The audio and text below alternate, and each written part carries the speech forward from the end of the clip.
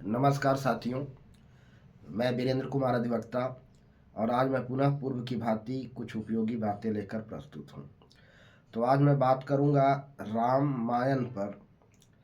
राम रावण के युद्ध हम सब ने देखी है, रामायण सीरियल में, रामायण में पढ़ा है और रामायण दुनिया का सर्वोत्कृष्ट सर्वोत्तम ग्रंथ माना जाता है।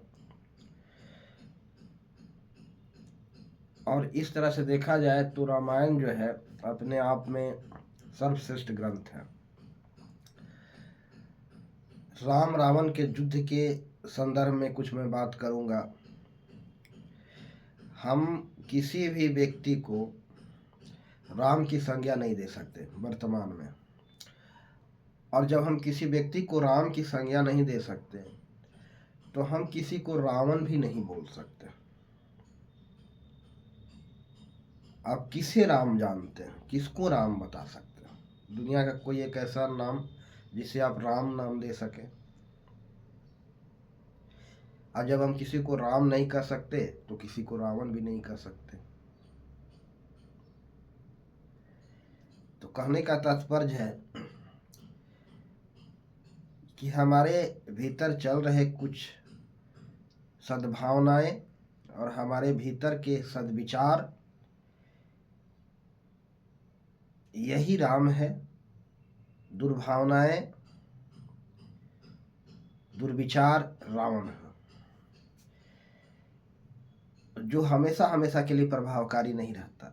कुछ क्षण समय के लिए, कुछ घंटों के लिए, कुछ मिनटों के लिए ही रहता है। तो अस्तित्व क्षणिक है। तो कहने का तात्पर्य है कि राम रावण जो युद्ध हुआ, क्यों हुआ? युद्ध से पूर्व रावण को हमेशा यह संशय रहता था कि राम तथा कथित राम से मैं ज्यादा शक्तिशाली हूं, कमजोर नहीं हूं।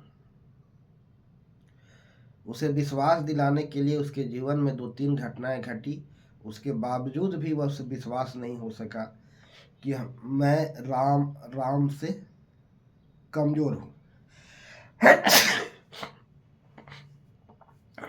तो उसको विश्वास नहीं हो सका। 2-3 घटनाएं। सबसे पहले जब लंका में हनुमान गए तो हनुमान को रावण बंदी नहीं बना सका, पूरे लंका तहस नहस करके आ गए और कुछ नहीं कर सका, उनको कुछ नहीं बिगाड़ सका। रावण के राज्य में ऐसा कोई शक्तिशाली नहीं था जो रावण हनुमान को बंदी बना सके। यह संकेत था कि रावण तुम कमजोर हो राम से, शक्ति में, सामर्थ्य में, लेकिन उसके इस बात पर विश्वास नहीं हो सका। दूसरा, जब अंगद दूत बन के जाता है शांति प्रस्ताव लेकर रावण के दरबार में, तो वहां भी अंगद ने अपना परिचय दिया। उसका कोई भी, रावण के दरबार में कोई ऐसा वीर योद्धा नहीं था जो अंगद जब पांव जमीन पर रखा तो उसके पांव को कोई उठा सके, हिला सके। उसके बावजूद जब रावण उसके पांव उठाने चला तो बोला कि यह तो चुनौती सिर्फ तुम्हारे सभा में मौजूद योद्धाओं और वीर के लिए था, राजा के लिए, तुम्हारे लिए तो था नहीं, और तुम मेरे चरण पकड़ने आए हो। मूर्ख, अगर तुम्हें चरण पकड़ना है तो राम के शरण में जाओ। उसके बाद उसका जब मकुट गिर जाता है तो अंगद मकुट उठा करके, रावण के मकुट को उठा करके राम के पास फेंक देते हैं। उसके बाद जब अंगद को बंदी बनाने के लिए रावण आदेश देता है तो अंगद वहां से उड़ करके निकल जाता है। तो इस तरह से तीसरी घटना घटती है युद्ध के दौरान। राम रावण के बीच युद्ध के दौरान एक बार ऐसा मौका आता है जब रावण निशस्त्र हो जाता है, पूरी तरह से शस्त्रविहीन हो जाता है। तब रावण को राम कहते हैं कि रघुवंशियों का यह नीति रही है कि वह निहत्थे से युद्ध नहीं करेंगे। जाओ, कल पुनः हथियार लेकर के आना अस्त्र शस्त्र लेकर के आना, कल युद्ध शुरू करेंगे। ये इतने सारे संकेत मिल रहे थे कि राम बहुत शक्तिशाली महापुरुष है, उसके सामने आप टिक नहीं सकोगे। लेकिन इतना कुछ होने के बावजूद भी रावण को विश्वास नहीं हो रहा था।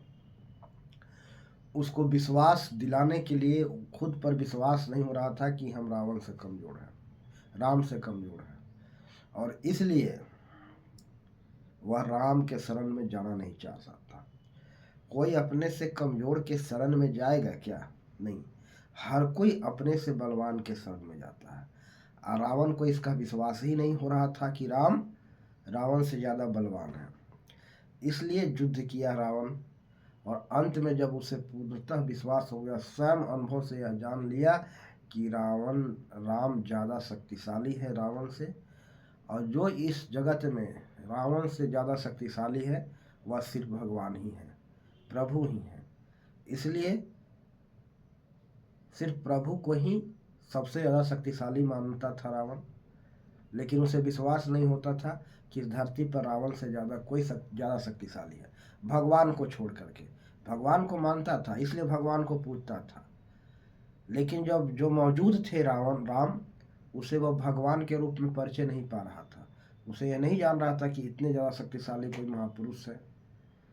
जब उसे परिचय पाने के लिए ही युद्ध किया और अंत में यह अनुभव किया कि अगला जो हमारा ओपोनेंट है, प्रतिरोधी है, हमारा जो विरोधी है, वह भगवान राम है जो हमसे ज़्यादा शक्तिशाली है, और उसके बाद वह शरण में चला जाता है।